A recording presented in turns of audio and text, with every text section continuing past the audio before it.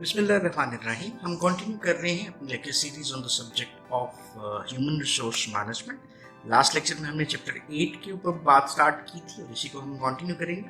Last lecture में हमने कुछ डिफरेंट कॉन्सेप्ट्स को देखा था और उसको थोड़ा हल्का सा रिवाइज करते हुए चलते हैं। हमने बात की थी कि व्हाट इज़ बेसिकली ओरिएंटेशन, कि ओरिएंटेशन किसी भी एम्प्लॉय के लिए कितनी इंपॉर्टेंट होती है और क्या होती है। और दूसरी चीज़ इसके ऊपर हमने बात की थी, that was socialization. So socialization क्या था? एक प्रोसेस था एडॉप्टेशन का, जो कि आपको इंडिविजुअल्स के में अटेम्प्ट करता हुआ नज़र आता है कि हम उनको अडॉप्ट करवा सकें किसकी तरफ, टुवर्ड्स द ऑर्गेनाइजेशनल कल्चर, उसकी नॉर्म्स और वैल्यूज। और देन हमने थोड़ा सा इसके assumptions के ऊपर बात की थी। Then we talked about some different concepts that were related with कि हम सोशलाइजेशन को एज अ प्रोसेस किस तरह से अडॉप्ट कर सकते हैं। उसकी तीनों स्टेजेस के ऊपर बात की, जिसमें प्री अराइवल की स्टेज को हमने देखा था। हमने बात की थी कि जो इनकाउंटर स्टेज है वो क्या होती है, and then we talked about the metamorphosis as well. और लास्ट में जो हमारी बात थी वो किससे रिलेट करती थी, that is new employee orientation क्या होती है। हमने ओरिएंटेशन को डिफाइन किया, that was related with introduction of the newer employees to the organization और उसके वर्किंग यूनिट्स। और उसमें जो डिफरेंट हमारे पास लोग इन्वॉल्व होते हैं ओरिएंटेशन में, लाइक CEO हो सकता है, HR हो सकती है, सीनियर मैनेजमेंट हो सकती है। और इसकी हमने दोनों फॉर्म्स के हम किस तरह से इसको फॉर्मल और इनफॉर्मल कॉन्टेक्स्ट में यूज कर सकते हैं। सो अभी हम कंटिन्यू करते हैं अपना नेक्स्ट टॉपिक, जो कि रिलेट करेगा एम्प्लॉय की ट्रेनिंग और डेवलपमेंट के हवाले से। So now let's go towards that topic. सबसे पहले हम स्टार्ट करते हैं, what do we understand by employee training. ये एम्प्लॉय ट्रेनिंग क्या होती है, ये हमारा पहला कॉन्सेप्ट है जिसके ऊपर अभी हम बात करते हैं। There are two different words जिसको being an HR person understand करना बहुत ज़रूरी होता है। तो उसमें पहली चीज़ तो आपके पास आ जाती है, दैट इज़ ट्रेनिंग, और दूसरा लफ्ज़ है जिसको हम कहते हैं, that is called as development. तो ये तो थोड़ा सा पहले इसको अंडरस्टैंड करना हमारे लिए बहुत ज़रूरी है। इसको देख लेते हैं। ट्रेनिंग क्या है?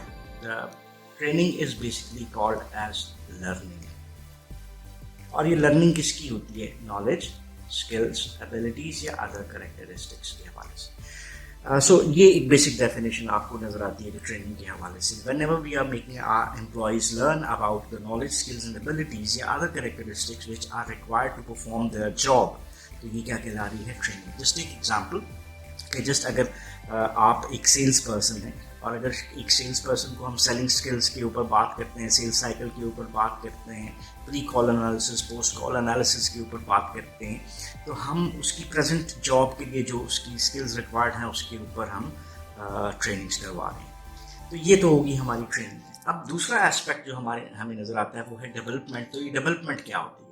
तो डेवलपमेंट बेसिकली होती क्या है? That is also a training. लेकिन इसको हम एक्सप्लेन कैसे करते हैं कि जब यही ट्रेनिंग, किसकी ट्रेनिंग की?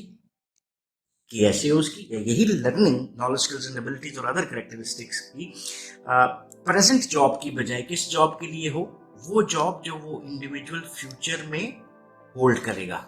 जस्ट एक एग्जांपल, मैं सेल्स पर्सन हूँ, लेकिन आप मुझे किसकी ट्रेनिंग करवाते हो? मुझे आप लीडरशिप की करवाते हो, मुझे मैनेजमेंट स्किल्स की आप ट्रेनिंग करवाते हो। तो ये कौन सी ट्रेनिंग है? ये वो ट्रेनिंग है जो कि मुझे आज की जॉब से ज़्यादा जो मैं फ्यूचर जॉब एक्वायर कर सकता हूँ वो चाहिए।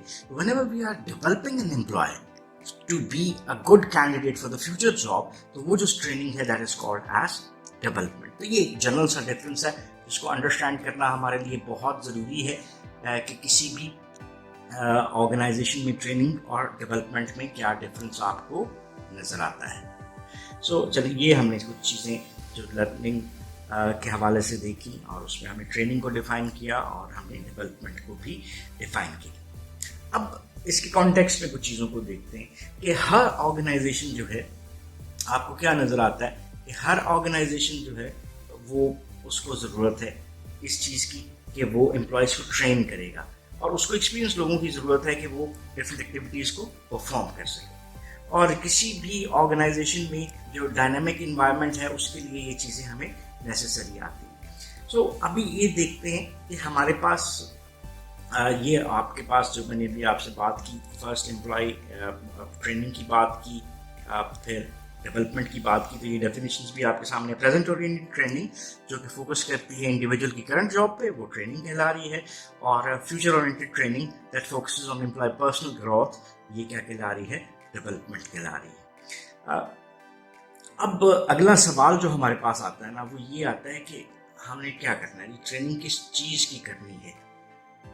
तो किसी भी एम्प्लॉय को हमने नॉलेज के ऊपर काम करना है, उसके स्किल के ऊपर, या हमने उसकी एबिलिटीज को इम्प्रूव करने की बात करनी है। अब ये चीज़ें हमारे लिए जानना बहुत ज़रूरी है, अदरवाइज तो हम ब्लाइंडली कोई ट्रेनिंग करवाएंगे तो उसका मतलब उसका फ़ायदा नहीं। जस्ट एक एग्जांपल, सेल्स वाली उसी चीज़ को लेकर आगे चलते हैं कि मेरा जो प्रोडक्ट नॉलेज है ना, वो इतना अच्छा नहीं है। उस प्रोडक्ट नॉलेज के अच्छे ना होने की वजह से मैं अपनी सेल्स कॉल को इतना कॉन्फिडेंटली परफॉर्म नहीं कर सकता। अब आप मुझे 4 ट्रेनिंग्स करवा देते हो, ठीक है, जो कि मेरे सेलिंग स्किल्स के ऊपर थी। सेलिंग स्किल्स तो मेरी बेहतर हो गई, शायद वो तो पहले भी बेहतर थी, लेकिन जो मेरा जो एरिया जो वीक था वो क्या था? नॉलेज। तो इसका मतलब क्या हुआ था, अगर मेरी परफॉर्मेंस को बेहतर करना है तो मेरी training should be not on selling skills but should be more on product knowledge. तो इसका मतलब है हमें फ़ायदा नहीं हुआ। तो अब ट्रेनिंग को मोर इफेक्टिव अगर हम बनाना चाहते हैं तो हमारे लिए एक इम्पॉर्टेंट चीज़ क्या नज़र आती है, हम क्या करें? डिटरमाइन करें ट्रेनिंग नीड को। इसको हम एचआर की जुबान में TNA के नाम से भी बुलाते हैं, that is called as training need assessment. So और जो टिपिकल इन्वॉल्वमेंट आपको नजर आती है ट्रेनिंग नीड्स को असेस करने में, वो है कि हम कुछ क्वेश्चंस हैं जिसको आंसर करते हैं। अभी इसको देखते भी हैं, एग्जिबिट 8.2 में हम इसको देखते हैं कि वो कौन से एस्पेक्ट्स हैं जिसके ऊपर हमें सवाल पूछने होते हैं, और उन सवालों के जवाब को अगर हम लेना चाहते हैं तो वो हमें किस सूरत में मिलेंगे? They will be helping us to understand कि what are the needs of the employees. So पहला इसका क्वेश्चन आपको, या इसको एज अ होल अगर हम प्रोसेस देखें तो आपको क्या नजर आता है? फर्स्ट, आपने अपने तौर के ऊपर ये चीज असेस की, is there a need for training. So अगर आपको एक ट्रेनिंग की नीड है, पहला क्वेश्चन आया, अब इसको हम कैसे असेस कर सकते हैं? इसके लिए 2-3 चीज़ें मैं आपके साथ शेयर कर लेता हूँ। अगर फर्स्ट करते हैं नंबर ऑफ एक्सीडेंट्स जो हमारी प्रोडक्शन फैसिलिटी है उसके ऊपर ज़्यादा है। जस्ट एक और चलें कि हम बात करते हैं कि हमारी प्रोडक्टिविटी जितनी है उतनी नहीं होती, ठीक है। एक कॉन्सेप्ट है वर्क प्लेस डिविएंस का, कि हम जो एम्प्लॉयज़ हमारे पास काम कर रहे हैं वो डिविएट करते हैं जो हमारे स्टैंडर्ड्स हैं एक्सेट्रा। अब ये सारी चीज़ें इंडिकेटर्स हैं। So is there a need for training can all be answered through assessment of the previous data जो हमें रिपोर्ट्स की सूरत में मिलता है। अगर नंबर ऑफ एक्सीडेंट्स अगर ज़्यादा हैं तो इसका मतलब है कि एम्प्लॉयज़ को सेफ्टी ट्रेनिंग्स की ज़रूरत है। अगर प्रोडक्टिविटी कम है तो प्रोडक्टिविटी इन्हांस होनी चाहिए जो कि स्टैंडर्ड के मुताबिक हो सकती है, वो नहीं है तो भी हमें एम्प्लॉयज़ की ट्रेनिंग की ज़रूरत है। अगर वर्क प्लेस डिविएंसेस नज़र आ रही हैं तो भी हमें ट्रेनिंग की ज़रूरत है। तो ये पहले क्वेश्चन को हमने असेस किया और प्रीवियस डाटा रिपोर्ट्स और इन चीज़ों की बेस के ऊपर हमने इसको आंसर किया कि is there a need for training. मैं इधर इसका जवाब लिखता हूँ। मैंने क्या जवाब लिख दिया जी? Yes, there is a need of training. अब अगले सवाल के ऊपर चले जाते हैं। What are the organisational goals? जो प्रीवियस चैप्टर्स इसके ऊपर आप देख चुके हो कि जब भी हमने ह्यूमन रिसोर्स नीड को असेस किया था, ह्यूमन रिसोर्स नीड को, तो हमने ये देखा था कि हमें कितने लोग चाहिए क्वांटिटेटिवली और देन क्वालिटेटिवली। अब ये जो ह्यूमन रिसोर्स नीड असेसमेंट थी ह्यूमन रिसोर्स प्लानिंग के प्रोसेस में, वो कहाँ से डिराइव की जाती है? They take guidelines from the overall organizational goals, उसके मिशन से और उसकी स्ट्रैटेजी से। तो एचआर बेसिकली क्या है? एक सपोर्ट स्ट्रैटेजी है इन कॉन्टेक्स्ट ऑफ हमारी ऑर्गेनाइजेशनल स्ट्रैटेजी के, जो कि ऑर्गेनाइजेशनल गोल्स को अचीव करवाएगी। तो अब यहाँ पर ये चीज़ आ रही है कि ऑर्गेनाइजेशन के गोल्स क्या है। अगर हमारे गोल्स प्रोडक्टिविटी, जैसे मैंने अभी बात की थी, में वो पूरे हो रहे हैं तो क्या हमें ट्रेनिंग की ज़रूरत है? यहाँ पर अगर ऑर्गेनाइजेशन के गोल्स इस तरह से हैं तो हमें ट्रेनिंग की ज़रूरत है, तो यहाँ पे जवाब आ गया नो, ये प्रोसेस ही खत्म हो गया। लेकिन ऑर्गेनाइजेशन के गोल्स जो हैं वो अभी मीट नहीं हो रहे, तो हमें ये पता लगा कि अभी हम थोड़ा सा इससे आगे जा सकते हैं। हमारे गोल्स ये हैं, what task must be completed to achieve these goals. अब हमें क्या क्या करना है, जैसे फर्स्ट करें A task, B, C, D, ये हमने लिस्ट ऑफ टास्क बना दी जो कि हमें नेसेसरीली रिक्वायर्ड है। अगर हम वो परफॉर्म नहीं करते तो जो ऊपर हमने डाटा लिया था जो ऑर्गेनाइजेशन के गोल्स का, वो अचीव नहीं हो सकेगा।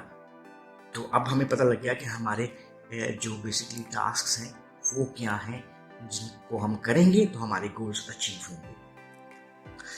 अब अगली चीज़ क्या आ गई, यहाँ से मैं एक चीज़ नहीं निकाली है, हमें किस चीज़ का पता लगा, दैट इज टास्क। ये हमारी पहली चीज़ है।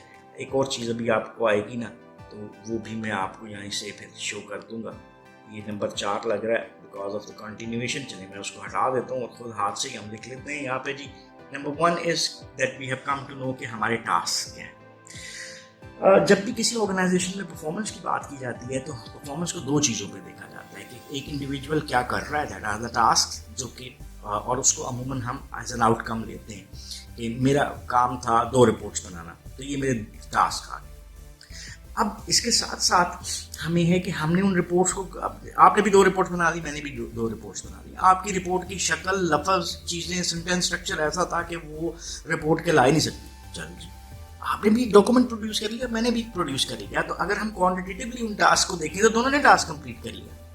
लेकिन how the task is performed, उसको देखना भी इंपॉर्टेंट है। उसको हम ह्यूमन रिसोर्स मैनेजमेंट में किससे असेस करते हैं, that is assess through behaviours. और ह्यूमन रिसोर्स मैनेजमेंट में हम बिहेवियर को इस तरह से डिफाइन करते हैं कि actually how a task is performed. अब टास्क का पता लग गया, व्हाट बिहेवियर्स आर नेसेसरी। अभी क्या देख रहे हैं, वो कौन से बिहेवियर्स हैं जो कि हमें चाहिए इसके लिए कि हम उन टास्क को कंप्लीट करने के लिए अडॉप्ट करेंगे तो वो टास्क अच्छे से कंप्लीट हो जाएंगे।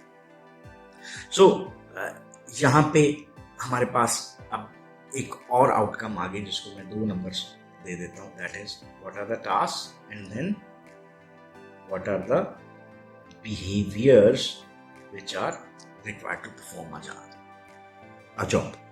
अब हर इंडिविजुअल को हम इन 2 चीज़ों पे असेस कर लेते हैं कि जो ये गोल्स थे जिनको हमने मीट करना है, जो ये टास्क हैं, जो ये बिहेवियर्स हैं, इसमें what if there is any deficiency, any कमी। अब हमारे पास फर्स्ट करें कि मैं किसी ट्रैवलिंग के ऊपर जा रहा हूँ और मुझे प्यास लगती है, पता लगता है मेरे पास पानी नहीं है, तो अब मुझे बाजार से खरीदना पड़ेगा, कहीं गाड़ी रोक के खरीदना पड़ेगा। तो हम पहले ही अगर देखते हैं कि हमें क्या चीज़ें की ज़रूरत है, तो फिर हम ज़्यादा बेहतर अंदाज में अपना वक्त, रिसोर्सेज बचा सकते हैं। इसी तरह से ऑर्गेनाइजेशन में हम क्या कर रहे हैं कि हमारे पास क्या डेफिशिएंसीज हैं या नहीं।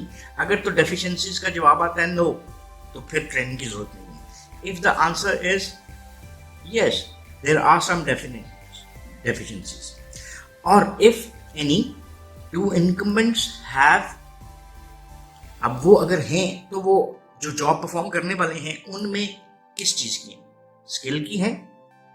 अगर स्किल की डेफिशिएंसीज हैं तो हमारी ट्रेनिंग किसके बारे में डिजाइन होगी, स्किल के बारे में।